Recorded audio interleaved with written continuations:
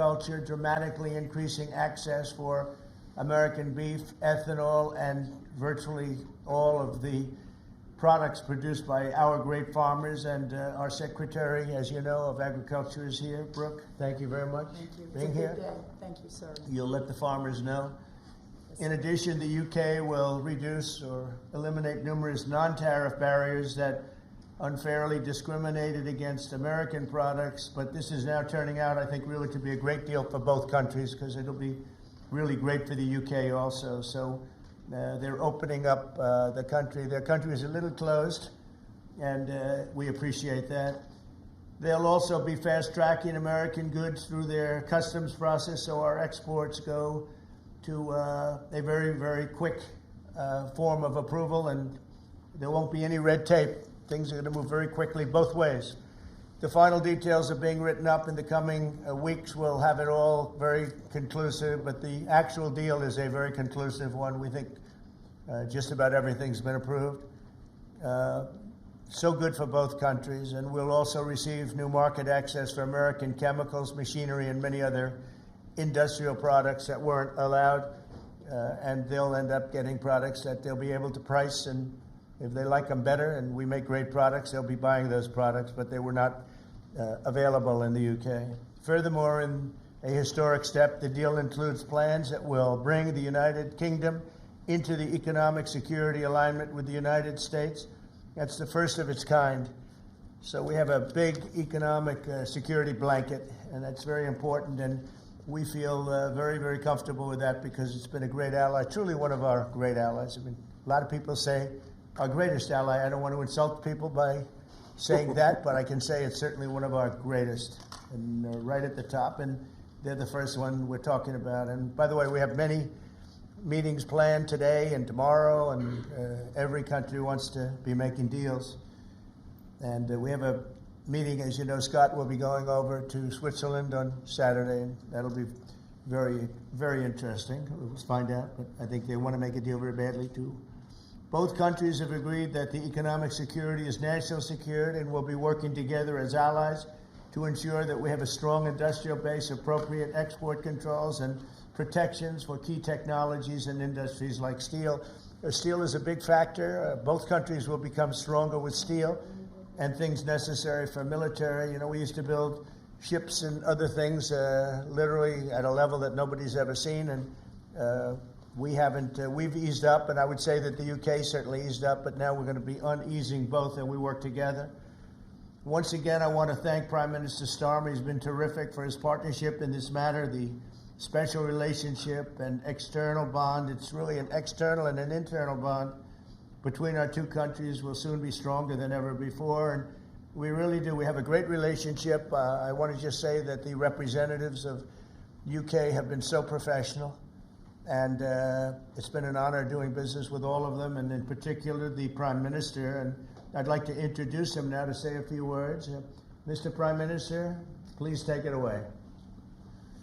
Thank you, Mr. President, Donald, and this is a really fantastic, historic day in which we can announce this deal between our two great countries, and I think it's a real tribute to the history that we have of working so closely together. Can I pay tribute, Donald, to your negotiating team as well, particularly yes, Howard and Jameson, who've done an incredible job, a very professional job, and my team as well. Two negotiating teams have worked at pace now for a number of weeks to bring in this deal today. Really important deal. This is going to boost trade between and across our countries. It's going to not only protect jobs but create jobs, opening market access. And as you say, Donald, the timing couldn't be more apt, because not only was it 80 years ago today that victory came for Europe after and at the end of the Second World War, but of course on that day the UK and the US stood together as the closest of allies. And Donald, I think even down to the hour, because you may or may not know that it was about this time of day, exactly 80 years ago, that Winston Churchill announced victory in Europe, and that led to great celebrations across Europe, across America, but particularly in the United Kingdom. Literally people going out into the street, putting bunting up, going up to the palace. And so to be able to announce this great deal on the same day, 80 years forward, almost at the same hour, and as we were 80 years ago, with the UK and the US standing side by side, I think is incredibly important and makes this truly historic. That close relationship has endured over those 80 years. As you know, Donald, when it comes to defence and security and intelligence sharing, of course, there are no two countries that are closer than our two countries. And now we take this into new and important territory by adding trade and the economy to the closeness of our relationship. It is built, as you say, on those notions of fairness and reciprocal arrangements. We've always had a fair and balanced arrangement between our countries. This builds on that, hugely important for sectors like car manufacturing and for steel and aluminium and so many others. And yes, we can finish ironing out some of the details, but there's a fantastic platform here, including, of course, on the tech side, where I think I'm right in saying we're the only two Western countries with trillion-dollar sectors when it comes to tech. And in the end, it comes down to, as you say, Donald, economic security is national security. On national security, we've been absolutely the closest of allies for so many years, keeping the peace through that close alliance, that friendship.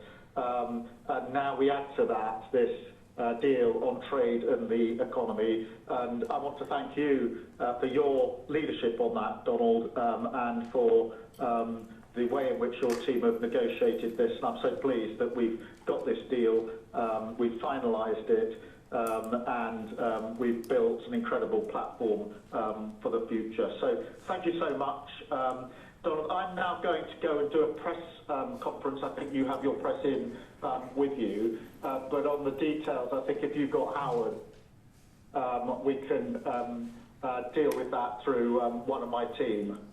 That's great. Well, Mr. Prime Minister, thank you very much. It's an honor. We're going to have a continued, maybe a better relationship than ever before. You know, I don't know if the media knows, but the U.S. and UK have been working for years to try and make a deal.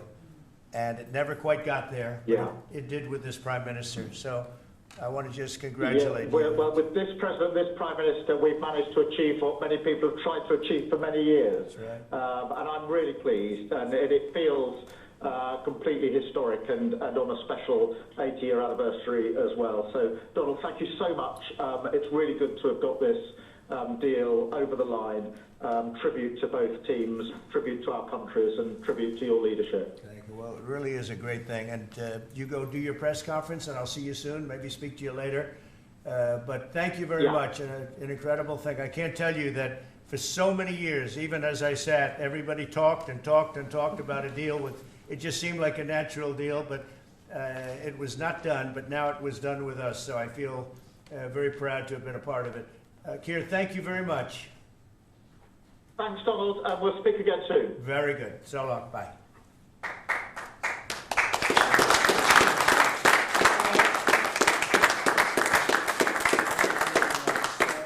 Why don't I do this? Why don't I have our Secretary of Commerce, Howard Lutnick, give a little description of the deal pretty quick, and then the good side, the very nice side, we'll be speaking about it also, maybe, from so you get a pretty equal. I think it's a very, it's just been a deal that was, we thought, very complicated. It became very simple. It's opening up the country that we really didn't have the kind of access to that I would have thought. I was surprised. I think it's why the deal never got done before. It was, you know, they've been working on this deal for 25 years. And we got it done, and we got it done. Really, it's going to be great for both countries. So, Sarah, if you could go, and then somebody else, you may have, you'll pick whoever you want who'd like to do it. I have a feeling you're going to do it, right? So you guys go ahead, and then we'll take questions right after that. But I think you'll get a pretty good understanding of how big it is. It's a very large deal, very big deal. And Howard, go ahead. So the UK is the 6th largest economy in the world and the 4th largest that we export to, right? So it's a huge market, a top 10 market. If you remember Liberation Day, they were at 10% because we have balanced trade with the UK, right? They say they have a surplus, but of course that counts gold bullion, which is, so let's just call it balanced trade. So how do you open up a market in balanced trade? People think it's impossible. They've always thought it was impossible until President Trump came on the scene and changed the way things work. So here's what we've got. We've opened up new market access, ethanol, beef, machinery, all the agricultural products. They've agreed to open their markets, and that will add $5 billion of opportunity to American exporters. So the question is, why would they do that now? Because they've never done it before. And we still have our 10% tariff on, which will produce $6 billion of revenue for the United States. So the idea was, how do they keep their jobs, protect their economy, and do the best for their people while opening the market for us? And the way is they studied it, their team was exceptional, and they tried to figure out the markets that they're importing from other people and try to send them over to America. So why were they always favoring others and not us? And what they've done is they've found the ways to do that so that we have new access, right? But the UK workers are protected, and that was the balance. So we did a deal with them in automobiles, and you know, if you're not building here, we charge you a 25% tariff. But the president, and by the way, I want to make this clear, while Jameson and I worked hard, this was the president's deal, and people think, oh, that's not the way it works. If you got to sit next to him, I have the best deal maker to my left, and if you don't think that we take advantage of him calling the prime minister and getting that deal done, you don't understand who's the president of the United States. So he's the closer. He gets deals done that we could never get done because he understands business, he understands deals, and that's why we're here today. So he agreed they could send 100,000 cars into America and only pay a 10% tariff.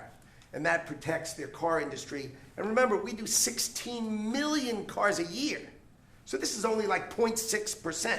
But for the UK auto people, this is tens of thousands of jobs that the president agreed that he would protect for them. So he made that deal, right? Then steel and aluminum.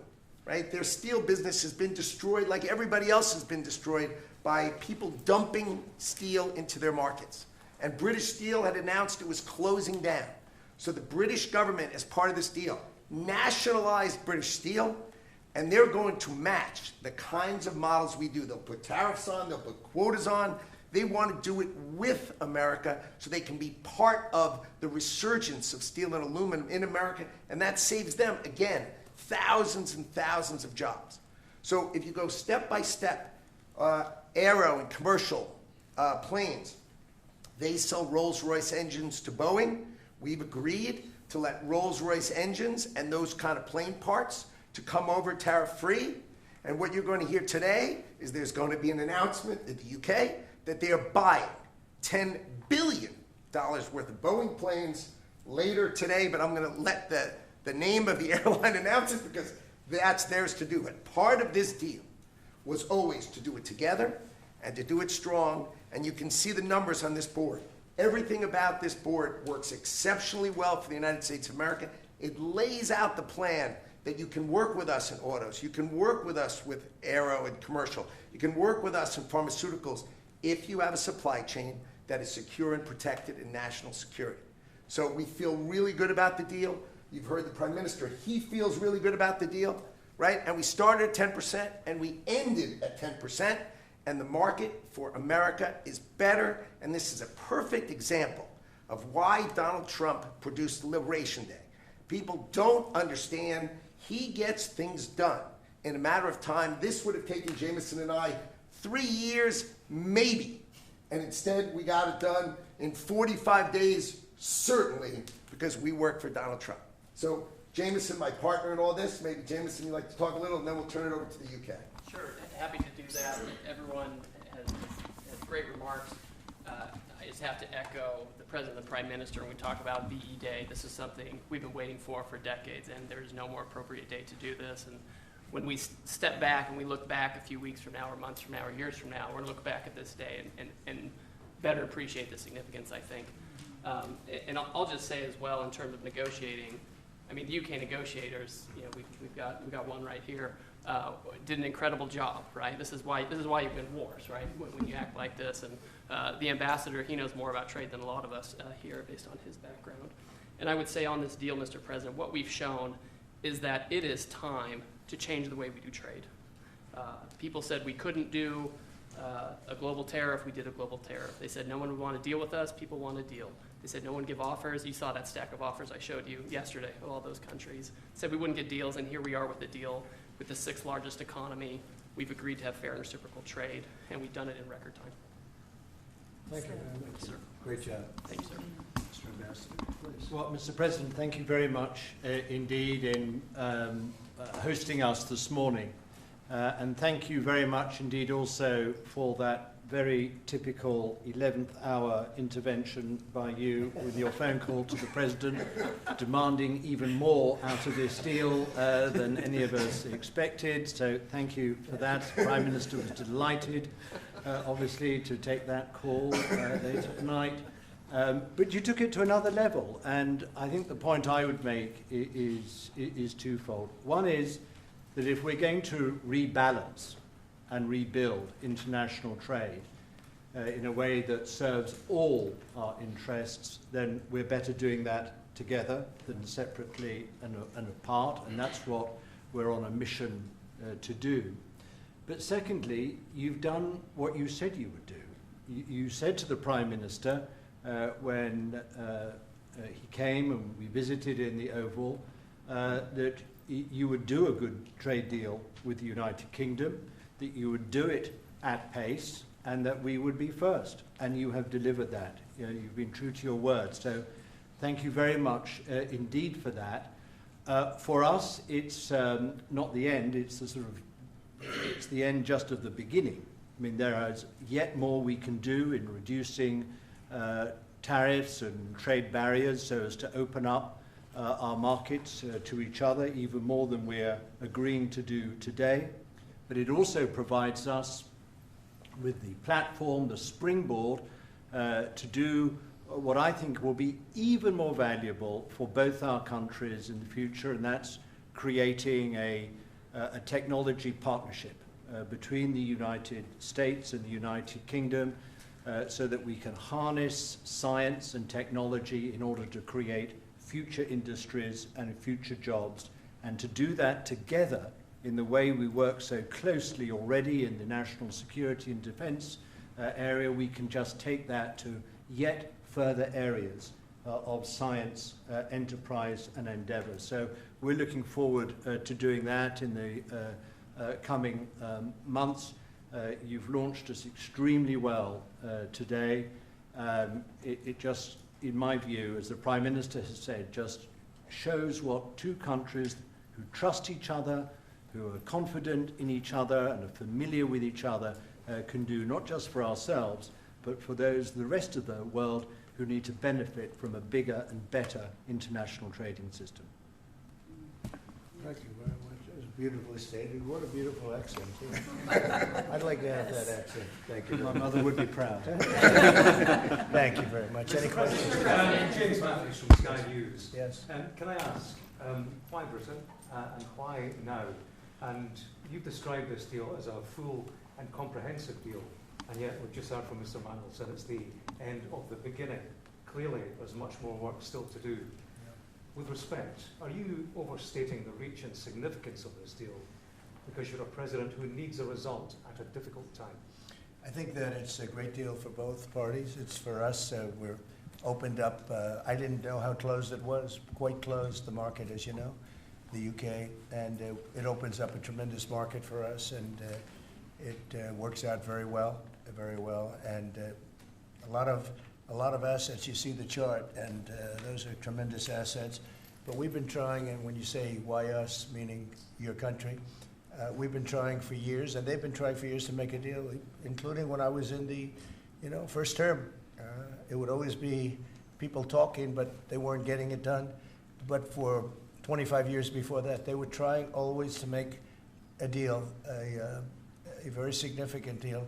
I actually, until I looked at the numbers, I didn't realize this is a very conclusive deal, but we think we can grow it even from that. But this is a maxed out deal, not like you said it. You said it really incorrectly. This is a maxed out deal that we're going to make bigger, and we make it bigger through growth. But we have tremendous assets involved. I was surprised to see how big your country is in trade, actually. You know, one of the biggest in technology and so many other things. It's agriculture. I really didn't know. It's depending on your definition, it's from 4 to 5 to 6. That's pretty big in the world. So I was very impressed by that. But we're going to take it to new levels. It's a very big deal right now, but I think it is going to grow just of its own volition. It's going to grow, and over time there'll be changes made. There'll be adjustments made because we're flexible. We'll see things that we can do even better. But it's very conclusive, and we think everyone's going to be happy, and the people of your country are going to be very impressed with the result, and they'll be able to buy from more people. They'll be able to price things differently. They'll be able to get some products that aren't available to them now that we make better than anybody in the world. And it's just something that it's a great thing that it came together. It's so nice because we have many countries want to make a deal, and many countries are very unhappy that we happen to choose this one, to be honest with you. But it's a long time, our oldest ally, or just about. I guess a couple of people claim that too, but let's put it right at the top. I think it's going to be something very special for UK and special for the United States. Mr. President. Thank you, Mr. President. Reagan Reese with the Daily Caller. How close are you to more deals, and when do you expect the next to be announced? Well, very close. We have numerous deals. I know Howard's going back. As soon as this is finished, your press conference, he's got numerous. And Scott, who's right over here, who's fantastic, by the way. You were great on television this morning. I watched you. That was very good. You gave them a little lesson in the world and economics. But Scott's going to be going to Switzerland, meeting with China, and you know, they very much want to make a deal. We can all play games. Who made the first call? Who didn't make the? It doesn't matter. It only matters what happens in that room. But I will tell you that China very much wants to make a deal. We'll see how that works out. Every country throughout the last 40, 50 years has literally ripped off the United States on trade, on military, on protection, on all the different things. And we are now making fair deals. And in this case, it's great because we really weren't very much involved. You have the European Union, which is, I think you made the right decision years ago. I don't know if you remember, I was opening up Turnberry the day that you were voting. And they asked me, would it happen or would it not happen? I said, no, I think they're going to go their own separate way. I think it's better for them. And they did. I think it's going to end up being a very smart decision. But a big part of that decision was always that you'd be able to make a deal with the United States. And they were unable to do that. But now they made it. And it's a tremendous, it's very important. That was always a big part of your decision on Brexit. And they were never able to make that deal. It was a tough one. And this one it's amazing with time. This one just went very smoothly, went quickly and smoothly, and a lot of common sense, as I like to say. There's tremendous common sense, but it's going to make your country much bigger in terms of trade, and it's going to make our country much bigger in terms of trade, too. Yes, sir. Thank you. Go ahead, behind you. Oh, yeah. Tom Bacon at the BBC. Thank you, Mr. President. You mentioned meat. You're with who? The BBC. Oh, good. Very nice. They treat Thank me you. beautifully. You mentioned meat and beef exports. The UK currently doesn't accept American beef because of its own food standards. Are you calling on the UK to accept all American beef and chicken products? Well, I think they'll take what they want. We have plenty of it. We have every type. We have every classification you could have. As you know, Bobby Kennedy is doing a tremendous job, and he's, I think, probably heading toward your system with no chemical, no this, no that. I think we're heading that way, it seems to be. And but we have that also. So we're a very big country. We have a lot of beef We're a very big country, so Certainly, it'll be so- great. One Yes. follow-up Yes. question. You want me to jump? Yes. Let's talk about American beef really quickly, and it can't be understated. I'm Brooke Rollins, by the way, how important this deal is and what this means to American farmers and ranchers. Specific to the beef, this is going to exponentially increase our beef exports. And to be very clear, American beef is the safest, the best quality, and the crown jewel of American agriculture for the world. So I think a really important part of this deal isn't just the ethanol reducing of tariffs from 19 to 0, which for our row croppers is a huge deal, but also for beef. And as we move forward, I know our incredible trade team is looking at all of the meats, all of the produce, really all of our agriculture exports. And I don't know if there's an industry that has been treated more unfairly and has suffered more than our agriculture industry. So we look forward to, I'll be in the UK on Monday, talking to my counterpart over there for next week, and look forward to moving that out across the country. The president is I think incredible. we can say defender that here. we have the best in the world, best tractors, the best everything in the world, and they say that our agriculture is, second to none. You understand, and it'll be a great asset. People are going to be able to have options, choice, and they'll have more of it, and that usually means lower prices. How about we'll do you and then you? A Go ahead. follow-up question for the Italian TV, Daniele Compatangelo, LA7, TV 2000, Primetime Media. So congratulations for the deal. We'll see a big revenues from the chart. But what's the rest of Europe? It's a victory day, but other European countries, it seems like they're losing the trade. We intend to make a deal with Europe. We have found that the European Union treated us extremely unfairly, very difficult, and hurt themselves in doing so. And they very much want to make a deal. We'll be dealing with them. We are dealing with them currently. So that'll cover pretty much the rest of it. But this was separate because of Brexit in particular. This was a separate deal. It always seems so natural. I mean, all the media would say that this seemed to be like, why did this happen 25 years? Why didn't it happen a long time ago? And it was always amazing to me. Somebody would say, hey, we got to make a deal. We have to make a deal. But this deal just fell into place. The Prime Minister did a fantastic job. His representatives are total professionals, and they got along well. And it just seemed to work. And I think one of the reasons it did is because we blew up the whole system. If we would have just been dealing with you separately or, country by country, we blew up the whole system. It was very fair to the very unfair to the United States. And I think because of that, this worked out so nicely. And I'm honored that it was the first deal. Please. Sir, you mentioned... Well, why don't you go in the back, yes. Oh, thanks, sir. I'm with the London Times. I'd say this is a great day for James Bond because now Aston Martins will be available to American buyers. Will it be even better by extending it to film? You've talked about a big tariff on films, and we'd like to know if there'll be relief on British... Well, we're going to have a discussion on that separately. And as you know, we're putting tariffs on that particular film, he said, the movie makers. And we're going to be doing some tariffs to get them because a lot of them have left this country. They all live here. The money comes from here. Everything comes from here, but they make them in other countries. So we're going to do something to bring them back, maybe to a large extent. But James Bond has nothing to worry about that, I can tell you. James Bond. And Sean Connery was a friend of mine. Sean Connery was responsible for my getting zoning in Aberdeen. He said, let the bloody bloke build his golf courses. I was like 4 years into the process, and it was impossible in Aberdeen. And he just stood up one day and he said that. As soon as he said that, I got the approvals in about 2 minutes. So he was a great guy, Sean Connery, and Are you sure if great you're going back character. there later in the year? Are you going to Scotland and to the... Yeah, I will be, sure. It's great. And we have a lot of investment over there. We have Turnberry, Aberdeen. We have, as you know, in Doonbeg in Ireland, right on the ocean. They're all in the ocean. I only have interest if they're on the ocean. And we have good investments over there. It's been beautiful. Yes? Mr. President, if the talks go well this weekend between Secretary Bessent and Ambassador Greer with their Chinese counterparts, not preemptively, but if the talks go well, would you then consider lowering the tariff rate on China? Well, it could be. I mean, we're going to see. Right now, you can't get any higher. It's at 145, so we know it's coming down.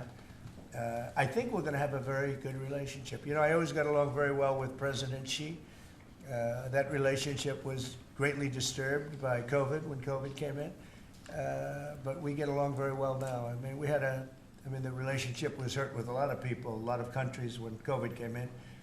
But I think we're going to have a very good relationship. I expect to have a very good relationship with China, Scott. I think it's a very friendly meeting. They look forward to doing it in an elegant way. China, as you know, has a tremendous trade surplus with us, and we just can't have that. And but I think it's going to be very good for both countries. I would like to see China opened. You know, one of the big things here is, and nobody would know this, but the UK was largely closed. It was very much closed to trade, and now it's opened. And a lot of the financial reporters are very happy about that because so much. I listened to them. Well, I hope they get countries opened up, and then you compete on a fair basis. But you can't compete when you're not allowed to go there. China would be the number one example of that. You know, it's very closed. We almost had it last time before COVID. And that didn't work out. But we made a great deal with China. They had to buy $50 billion worth of our food products. And it was a great deal, doing very well for our farmers. And then when Biden came in, as usual, nothing happened. You know, he didn't enforce it. And it got less, and ultimately, you know, destroyed a great deal. That was a great deal. But no, I think that we're going to have a good weekend with China. I think they have a lot to gain. I do think they have far more to gain than we do in a sense, but we're going to have I think we're going to have a very, very good weekend. Will you speak to Xi after the weekend talks? I might, yeah, sure, depending on what Scott says. We Scott is doing certain countries, and Howard's doing certain countries. I mean, I wish I had like 10 more of each. Then we could do them all at one time. But there will be a time, we'll do a number of them, and then there'll be a time, I think I can say this, Scott and Howard, where we're just going to say, because we understand the countries, we understand what they want, where we're just going to make the deal. In other words, we don't need the country involvement because we've already had it. And we'll say this particular country, which had big surpluses, let's say, we had therefore deficits, that this particular country is going to pay a 25% tariff or a 30% or a 50% or 10% or whatever it may be. I think we should explain it now, Howard. One of the things we did here that we'll rarely do is on cars, we took it from 25 to 10 on Rolls-Royce because Rolls-Royce is not going to be built here. I wouldn't even ask them to do that. You know, it's a very special car, and it's a very limited number too. It's not, you know, one of the monster car companies that makes millions of cars. They make a very small number of cars that are super luxury, and that includes Bentley and Jaguar. So we have some very special cars. So in order to help that industry, and that's really, you know, handmade stuff, and they've been doing it for a long time in the same location. And I said, yeah, that would be good. Let's help them out with that one. But that's different than a car company that comes out and makes millions of cars, which they'll be doing in our country. They're going to build, we have many factories, car plants being built or going to be built very soon. I think we can say that we'll be close to $10 trillion of investment. I think we're actually at that number now if you add up some of the ones we haven't heard about yet. I mean, we have some going up right now. They have plants going up, and they haven't even spoken to us. They're doing it because of the tariffs. And tariffs have always been used against us, and I never understood. I used to sit back. As you know, China paid hundreds of billions of dollars in tariffs when I was president. But until then, China never paid anything. And, you know, they really did a big number on us from the standpoint of trade. But we are using tariffs now for our benefit. And we have now close to $10 trillion. Think of that, $10 trillion. If you look at the past administration, and we're talking about over, you know, essentially 2 months, because we could say 3, but it took a little while to get the office in perfect shape, right? It took a little while to get things done. But once we started, when you think of that, close to $10 trillion of investment, you've had years where the United States wouldn't do that wouldn't do $1 trillion in a year, wouldn't do anywhere near $1 trillion. We did $10 trillion in 2 months. So it's amazing what's happening. We're getting calls from, and that has to do with chips, has to do with cars. We used to make chips. We had Intel, and we used to make chips. We had a monopoly on chips. Everything was made here. And now, over a period of years, because of presidents that didn't know what they were doing, they allowed that business to be stolen from us. Most of it moved to Taiwan. And you probably were in the same position, right? Because you had a lot of the chip-making capacity, but they moved it in. And if we would have said, that's fine, if you want to move it to Taiwan, that's good, but if you want to sell back into the United States, we're going to put a 50% or 100% tariff on, they would have never left. But we had people sitting here that didn't understand that, and it's too bad. But now they're coming back, because I'm saying it about 40 years too late, but they're coming back. As you know, we have the biggest chip makers in the world spending, in one case, $300 billion, in one case, $500 billion, same as Apple, and in another case, $200 billion.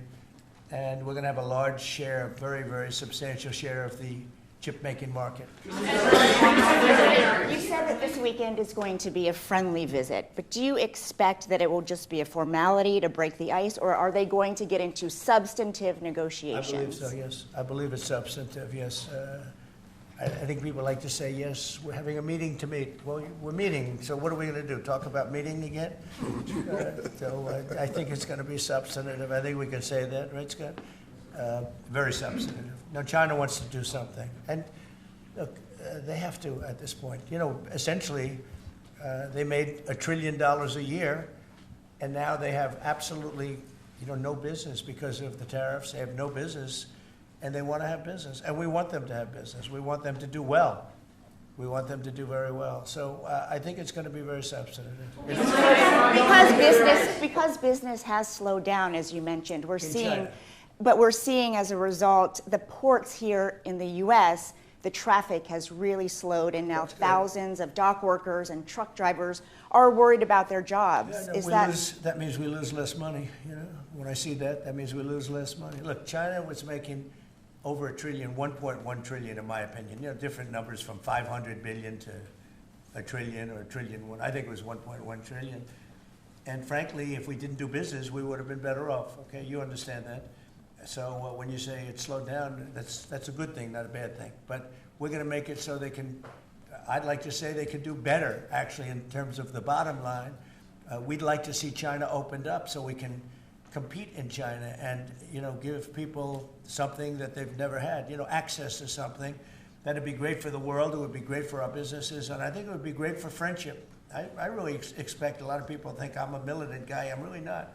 I think that trade can bring a greater friendship with China. It can be something good. But, one of the things that I know Scott's going to be talking about very high on the list is open up and let our businesses go into China, because when you talk about a closed country, that's a really closed country. And I think it would be great if it was opened up. It'd give people a lot of choice and would create a lot of jobs, a lot of everything. So I think it would be a great thing for China. And that's going to be one of the things we'll be discussing, like we discussed with UK. Thank you, Mr. President. Please. So what does Britain have to do for you to drop the baseline 10% tariff that you're maintaining? Well, I think that's set because that has to do with a lot of different things, including past. There are a lot of past things that we talk. This is very inclusive. We included everything, and that's pretty well set. Yeah, please. Yeah, Mr. President. The 10% baseline tariff remaining in place, is that a template for these future trade deals? You say you're going to keep it here. No. Is it going to stay in every case? No, that's a low number. They made a good deal. Some will be much higher because they have massive trade surpluses, and in many cases they didn't treat us right. One thing with UK, they had it somewhat closed, not like a China as an example, but they always treated us with great respect. So they treated us with great respect. The template of 10 is probably the lowest end, and therefore they made that deal. But they we've had just a very special relationship with them. Like, I won't do that deal with cars. I mean, unless somebody shows me that there's another kind of a car that's comparable to a Rolls Royce. And there aren't too many. This is a good commercial for Rolls Royce. They're going to order a lot of cars. Mr. President, I wonder whether you'd like to buy. Well, the last time this happened, I ended up. I would be happy to suggest a discount, obviously a very modest discount. We have to protect our profit margins. I've had many of them, actually. The last time that happened, I ended up buying a Tesla.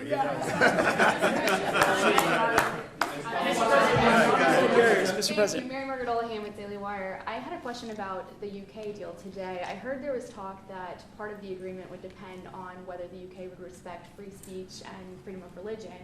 I know the BP is really interested in that, talked about that earlier this year. Was there any assurances that you guys got on that front? You want to handle that? Yeah, that was not part of the conversation. Our conversation was an economic conversation from start to finish, closed by the president yesterday. This was a business deal, open their markets, and also protect their workers, grow our markets, and help our workers. This was about business religion. You know, business is sort of a semi-religion, but not nearly as important. I don't want to get myself into Your new nominee, Surgeon General. Mr. President, will you be asking China to help you close, the gap between Ukraine and Russia? I think so, yeah. I think it's a natural thing to ask. What do you expect? Sure. I don't know. I think we're making good progress. Fighting is a little bit different than it was. I think if we weren't involved, Russia would be, going at it to maybe get the whole thing. And without our involvement, they'd be able to get it because we supplied a lot of different things foolishly. But we've been sort of paid back by doing the rare earth deal that I talked about before. I think that. I think that we will be very much involved in trying to get that bloodbath. It's a bloodbath. It's a horrible situation. 5,000, it's really more than that. But it's 5,000 soldiers on average a week, mostly soldiers, are being killed. Young, beautiful people. I mean, they're being killed. I see the satellite pictures coming back, body parts lying all over fields, heads and arms. It's so terrible. I've never seen anything like it, actually. And if we can get that stopped, that will be a great accomplishment. And we're trying very hard, and I think we're close. And Mr. Witkoff is talking constantly back and forth. He's a real professional who's got a great relationship with both countries. And I think we have a good chance. And likewise, we're trying to work on Iran to get that solved without having to get into any bombing, as we say, big bombing. I don't want to do that. I want them to work a deal. I want them to be very successful. Your new nominee. Thank you, Mr. President. Edward Lawrence from Fox Business. Yes. On the non-market barriers, how did you get the UK to bend, and what was the 11th hour deal or ask? Well, I think it was really just a part of the overall. I mean, they have so many things that are so good for them. It's going to be so good for the country, and that was sort of easy. It wasn't. We had non-market. I call it non-market or non-monetary trade barriers, and we had quite a few of them. Not nearly as bad as some countries. Some countries have, they have virtually no tariff, but the rest of it is so brutal you can't do business with them, right? So it's a very important question, actually. No, I think the overall deal just worked out very well from their standpoint. They were willing to give that in order to get other things, and you might want to speak to that, Mr. Ambassador. Look, the point about the deal is that we will continue reducing tariffs and non-tariff barriers. This is a continuing picture. It's a movie. It's not a still picture here. It's a movie. Yeah. It continues. And we're both committed to freeing up trade between our countries. We're both committed to freeing up investment between our countries. And the point about this deal is that it provides a very good template and a very good launch pad for what we can continue to do and build on in the future. And that's what we're both determined to do. Many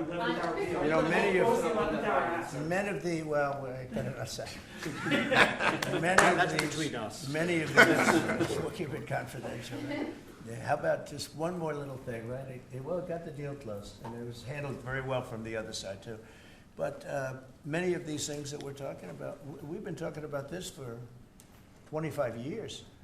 It's hard to explain when, if you weren't sitting behind this beautiful Resolute desk, you just wouldn't get it. I have been hearing about making a deal with UK for 25 years. Mm-hmm.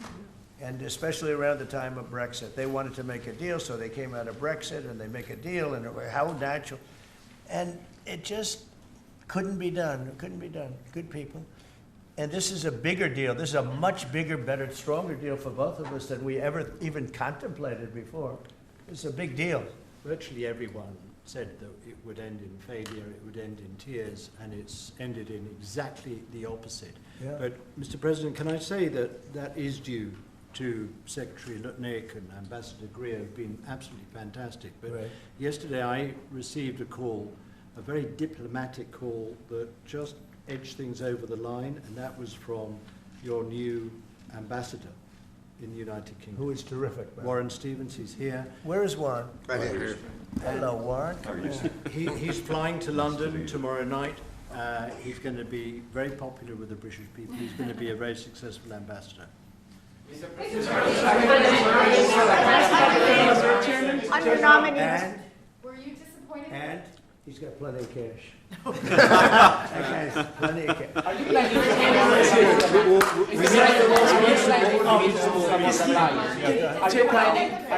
to meet Ursula von der Leyen? Go ahead, fast. Yes, are you planning to meet Ursula von der Leyen, the president of the European Council, anytime soon? Oh, she's so fantastic, right?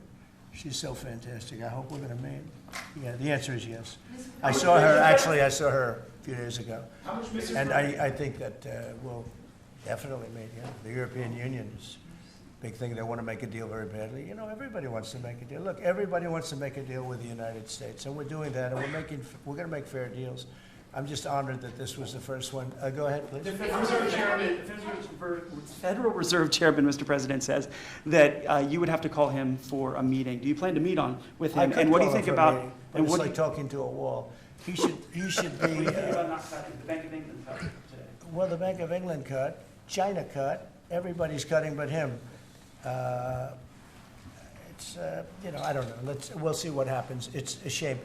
I call him Too Late, Too Late Powell. That's his nickname, and it's a shame. It's ridiculous. So meeting, he's always too late. But in this case, it's not going to matter that much because our country is so strong. We're so powerful in terms of economic strength and what we've done. And I'll tell you what, if we didn't have our first term, you wouldn't be. We created things in the first term. We cut more regulations than any president in history. We cut the taxes more than anybody in history. And a very big factor is going to be the tax bill that we have right now, the one big beautiful bill, as we call it, which is all-encompassing, the biggest tax cuts ever in history, bigger than even the first time, and the incentives, even great for the UK because it'll make us so strong that we're going to be doing more business with you. It's a very important element for taxes, for every aspect, regulation cuts. That bill is, I believe it's the biggest bill of its kind ever in the history of this country. And Speaker Johnson and Leader Thune have done an incredible job. I mean, I'll let you know, we have to get a vote, but we have a lot of support for that bill. And if that happens on top of all of these trade deals that we're doing, this country will hit a point that you better go out and buy stock now. Let me tell you, this country will be like a rocket ship that goes straight up. This is going to be numbers that nobody's ever seen before. That's a very important element of all of this. If we get that, if you don't, and the Democrats are fighting it only because they want to fight. They have Trump derangement syndrome. If it was somebody else, they wouldn't fight.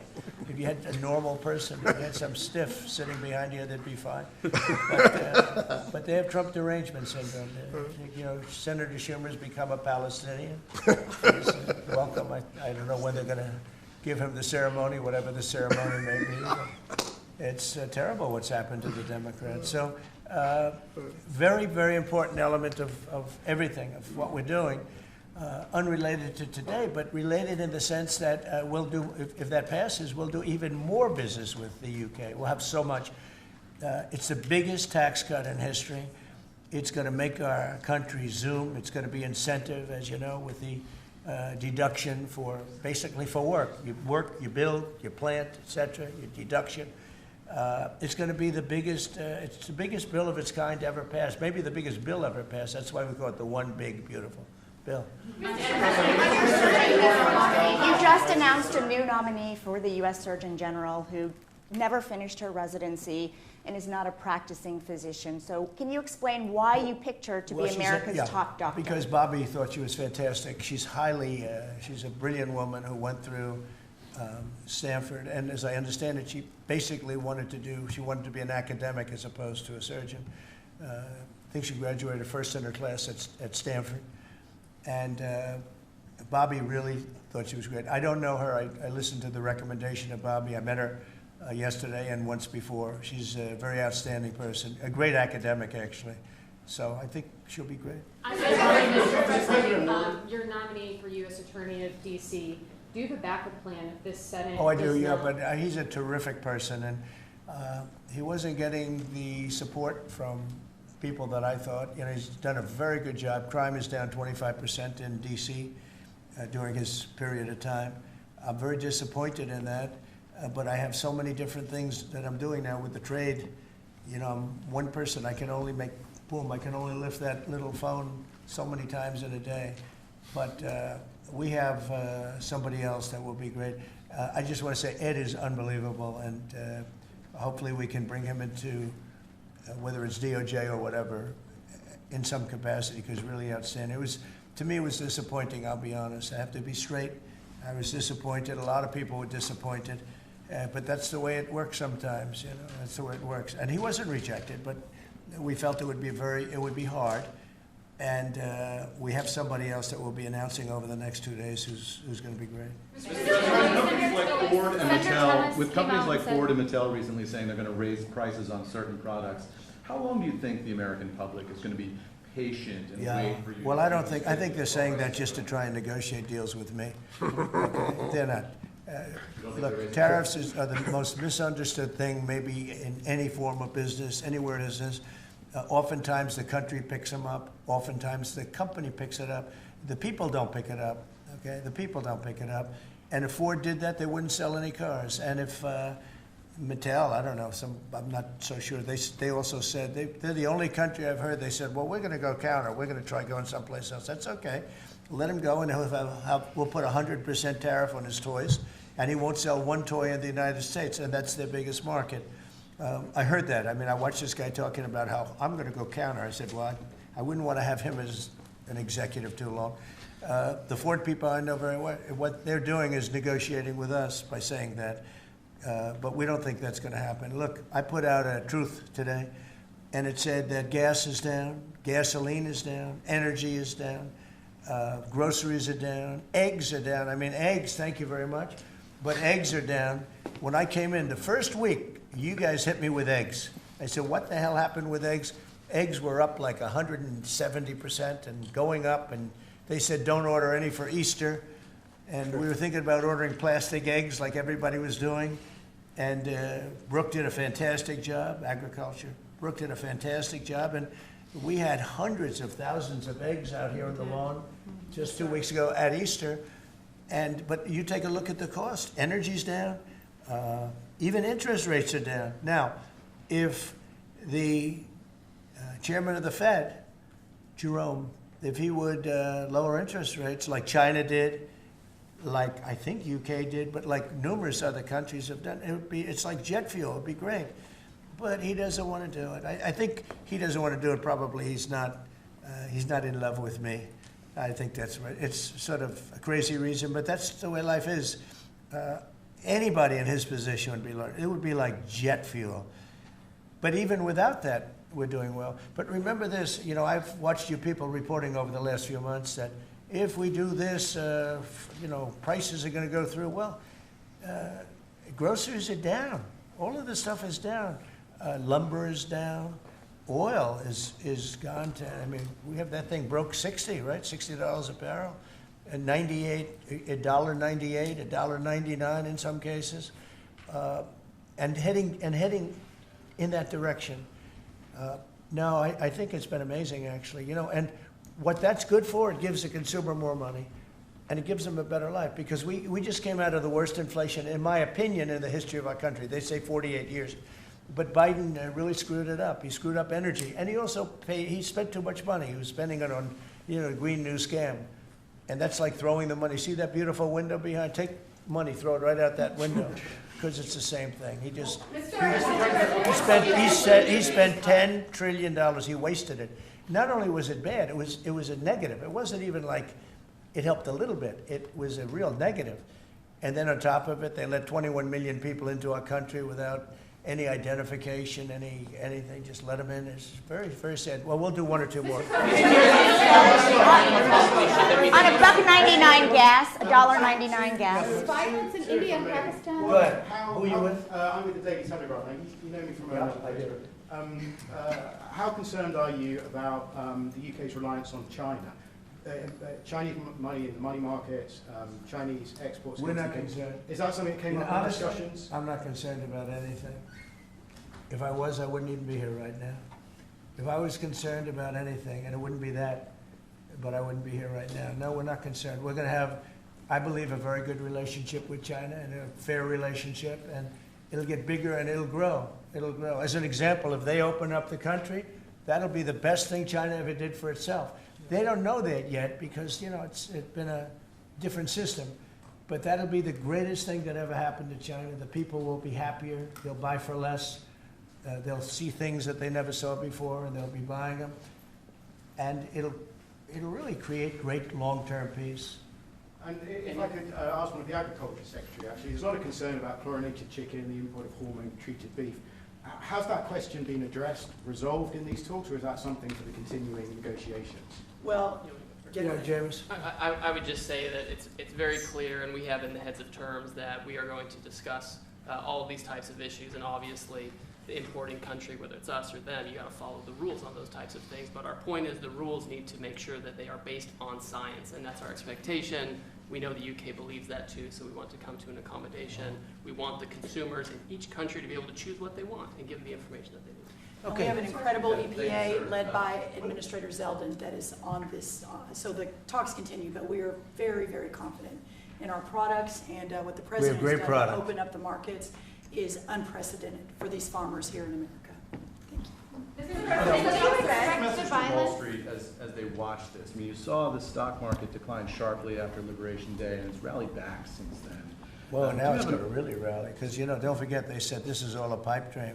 And this is a tough one. This is, somebody would say, well, this is easy. This is much tougher, I think, than any other deal, because they've been at it for so many years, decades, trying to make this deal. And it's very conclusive, and it's a great deal, and it's a very big deal, actually. And no, this is just the beginning. We're going to be having conferences, or at some point we won't have, we'll just put out a statement that we just signed this country, that country. And after a number of these are done, nobody has enough people to do it. We're just going to put out X country is going to pay this, and if they open up, they're going to do this and that, and they're going to be open up. Everybody wants to be here. You know, I say this is where they want to be shopping. They want to shop in this country because we have the consumer. We have the consumer like nobody else. And, you know, if this country went bad, the whole world would go bad. But we really saved it from going bad. Yeah, please. No, can I ask you about the air traffic control issue? Are you looking at getting new software, new equipment? I'm glad you asked me about it, because I'm just going to be talking to now with the heads of the airlines and everything else. So I was all set before we had the rigged election to give out a brand new gorgeous system to one company that was going to do the whole thing, one of the best companies in the world that you know very well. You know, there are 3 or 4 of them that do it.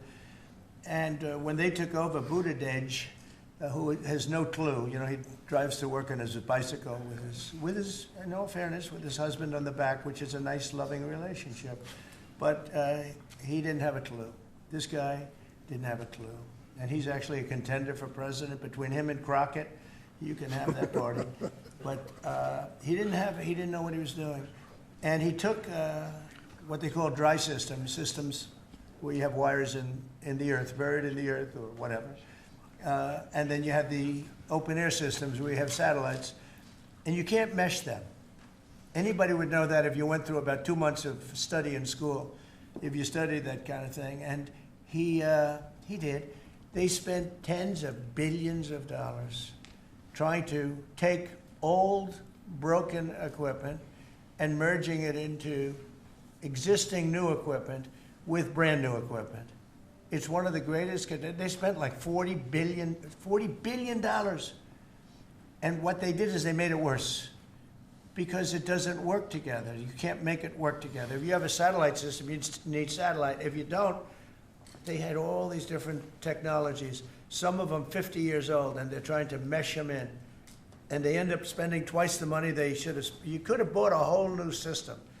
So we have a very good guy who you all know, Sean Duffy, is head of transportation, and I've given him a 10-minute lesson in buying, and he's become really good. And we are now in the market to buy a gorgeous, brand new system The helicopter that crashed into the plane at 400 feet, it shouldn't have been. What would have happened is all sorts of bells and sirens would have been going off 3 minutes before that accident happened, if you had the right equipment, but they did.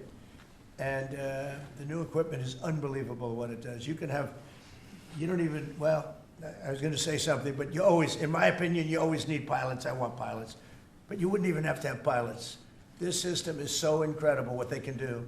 But we have a system that's obsolete. And what they did is the worst. They tried to combine the really old, broken stuff with the new stuff. And you can't combine it. And anybody should have known. So Biden, do you think Biden figured this out? I don't think so, fellas. Do you think he has any clue? He doesn't know what the hell's happening. So here's the story.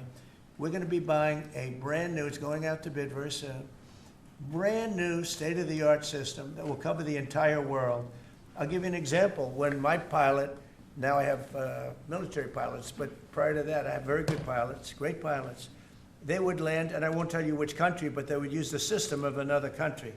They wouldn't even use the system of the United States. So if I'm landing in New York or Florida or Tennessee, they're using a system from another country. I said, why is that? And they were, you know, they're not into business, but they're just saying, our system doesn't work, sir. And I said, boy, that's pretty sad. But we were all set to give it out to, you know, look, you have a Raytheon and you have different companies like that, numerous companies. And you have companies that would do it, like an IBM, as an example. And you give out one deal, one contract. They gave out hundreds of contractors. They had diggers. They had non-diggers. They had people that focused on satellites. They had hundreds of different contracts.